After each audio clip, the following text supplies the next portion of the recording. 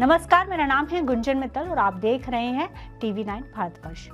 8th पे commission की दिल्ली में चल रही बैठकें आज 10 अगस्त को खत्म हो रही हैं। इन बैठकों में केंद्रीय कर्मचारियों, पेंशनर्स और कर्मचारी संगठनों ने वेतन और भत्तों से जुड़ी कई मांगे रखी हैं। इसी बीच Indian railways technical supervisors association ने भी न्यूनतम वेतन को 18,000 से बढ़ाकर सीधा 52,600 रुपये करने की मांग रखी है। साथ ही संगठन ने इसके लिए 2.92 के फिटमेंट फैक्टर का प्रस्ताव दिया है। इसके अलावा अलग अलग पे लेवल के लिए भी अलग अलग फिटमेंट फैक्टर और सालाना 5% वेतन बढ़ोतरी की मांग भी रखी गई है। IRTSA के हवाले से IRTSA ने 8th पे कमीशन के सामने न्यूनतम वेतन को 52,600 रुपये करने का प्रस्ताव रखा है। यानी संगठन के अनुसार ये वेतन 2.92 के फिटमेंट फैक्टर के आधार पर तय किया जाना चाहिए। IRTSA ने कहा है कि वेतन तय करते समय मौजूदा समय में परिवार के खर्च को भी ध्यान में रखा जाना चाहिए। एसोसिएशन के अनुसार आज के समय में बढ़ती महंगाई, बच्चों की पढ़ाई का खर्च, स्वास्थ्य बीमा और आधुनिक जीवन शैली को देखते हुए 3 सदस्यों के बजाय 5 सदस्यों के परिवार यूनिट का फॉर्मूला अपनाया जाना चाहिए। ऐसे में यदि 5 सदस्यों वाले परिवार की बुनियादी जरूरतों को आधुनिक इकोनॉमिक इंडिकेटर्स के हिसाब से जोड़ा जाए तो सबसे निचले पायदान यानी लेवल 1 के कर्मचारी की न्यूनतम बेसिक पे 52,600 रुपये ही बनती है। हालांकि ये अभी कर्मचारी संगठन की मांग है और सरकार ने इसे मंजूरी नहीं दी है।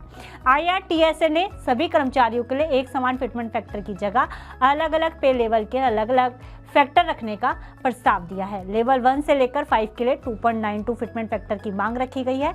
लेवल 6 से लेकर 8 के लिए 3.5 और लेवल 9 से लेकर 12 के लिए 3.8 फिटमेंट फैक्टर प्रस्तावित किया गया है। वहीं लेवल 13 से लेकर 16 के लिए 4.09 और लेवल 17 से 18 के लिए 4.38 फिटमेंट फैक्टर की मांग रखी गई है।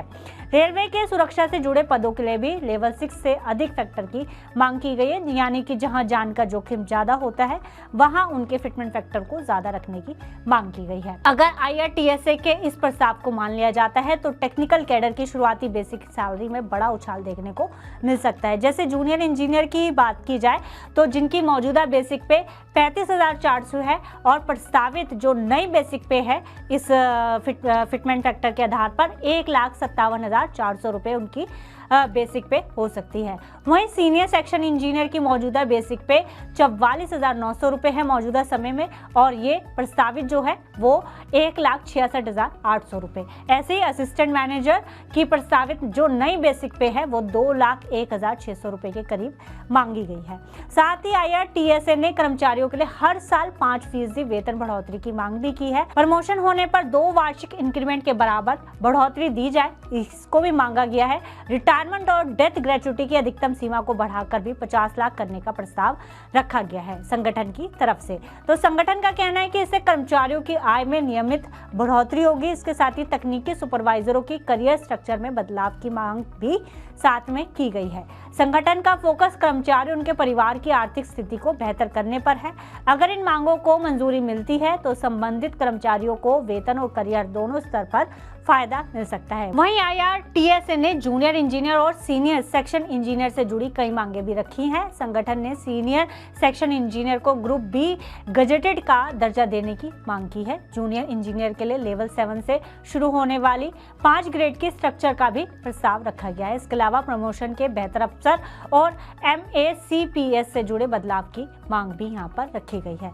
रात की ड्यूटी, ओवरटाइम और जोखिम तथा कठिनाई भत्ते में बदलाव की मांग भी इसमें शामिल है। हालांकि 8th पे कमीशन की प्रक्रिया अभी जारी है और फिटमेंट फैक्टर या न्यूनतम वेतन को लेकर कोई अंतिम फैसला नहीं हुआ है। दिल्ली के बाद आयोग दूसरे शहरों में भी कर्मचारियों और इसी तरह के संगठनों से चर्चा करेगा।